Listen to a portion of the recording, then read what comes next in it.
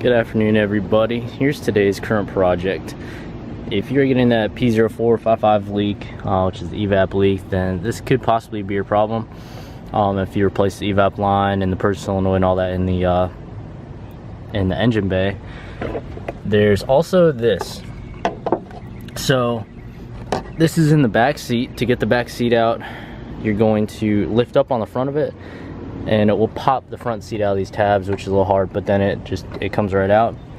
And then you have this metal cover that'll be sitting right here, just like that, and it's got 4 little screws that are just Phillips head. So you're gonna take this off. I've seen a lot of people cut right here, but the problem with that is this is sealed for heat as well as I'm guessing just gas smell. What happened was I was getting a really heavy gas smell inside the vehicle when I filled it up initially, and I was also getting that check engine light code. So this is gonna plug in. This is for your fuel pump. There's also gonna be an Evap line right here. You don't have to worry about that. All you have to worry about is unplugging this. And that's what it looks like at the bottom. Just in front of the rear tire.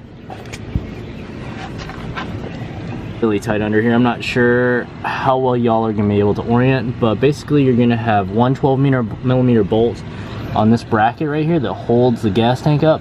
So you're gonna have one on the front and then 2 on the rear, which you can't see them, but there's the bracket runs all the way under the gas tank to support it, and then those are gonna be up there. So you're gonna want to get your gas tank as empty as possible.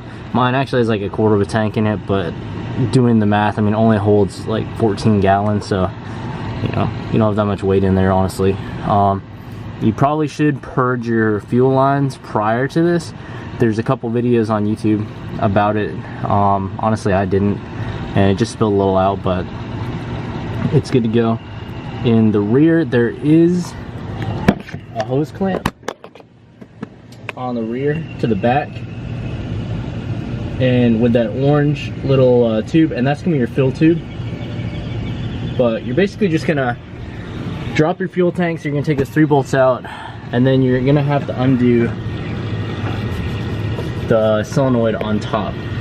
That connects right there to your fuel pump, and that you just need a you just have to push that little clip in to get that. I'll show you that in a little bit, but this is the way to do it without removing the tank completely, just keeping it under the vehicle. But that's where your fuel pump is, and that little ring is what we're taking off.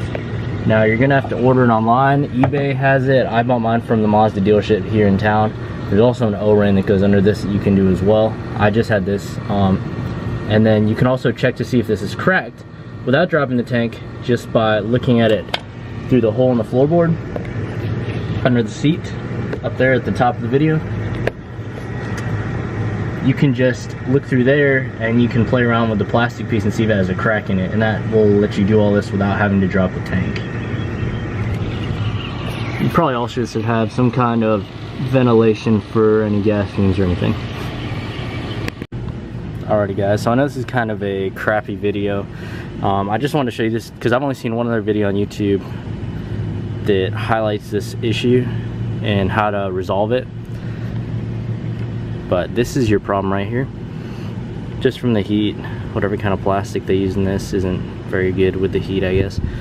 And probably also the fuel wearing it down a little bit, but this is your issue right here. As you can see, this one has this big old crack in it where it threads on, so that's gonna be letting vapors out the whole time, giving you that P0455 code or whatever it is.